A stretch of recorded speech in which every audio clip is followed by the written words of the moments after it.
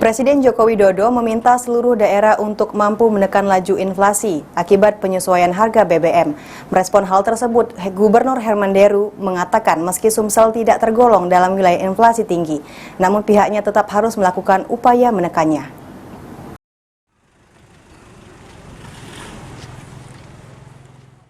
Pemerintah pusat melakukan 3 pola bantuan untuk menekan dampak inflasi pasca naiknya harga bahan bakar minyak atau BBM sejak 3 September lalu. Tepat Senin kemarin, Presiden Joko Widodo saat rapat pembahasan pengadilan inflasi dengan seluruh kepala daerah secara hybrid meminta seluruh daerah untuk mampu menekan laju inflasi akibat penyesuaian harga BBM. Jokowi berharap pengendalian inflasi ini bisa di bawah 5%. Saya minta provinsi, kabupaten, dan kota itu juga ikut secara detail bersama-sama dengan pemerintah pusat membantu yang terdampak karena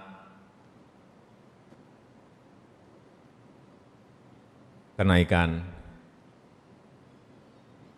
penyesuaian harga dari BBM ini.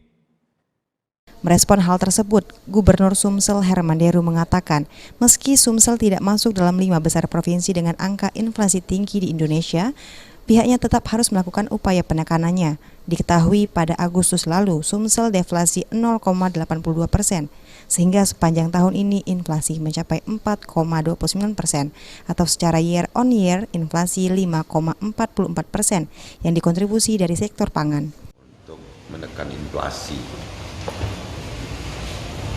meskipun Sumsel tidak termasuk di 5 besar angka inflasi di Indonesia ini, tetapi Presiden tetap menekankan agar kita bisa menurunkan inflasi itu di bawah 5, Sumsel pada 5,4.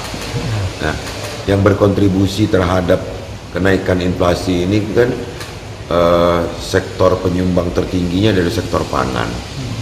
Nah, meskipun Sumsel ini ada gerakan Sumsel Mandiri Pangan, kan kadang-kadang juga tidak koneknya waktu itu karena musim panennya, gitu kan, bisa saja cabai tidak tersedia karena menunggu matang atau menunggu layak petik misalnya. Nah, inilah yang kita harus mengatur distribusinya, jika harus mendatangkan dari tempat lain atau kita dengan sistem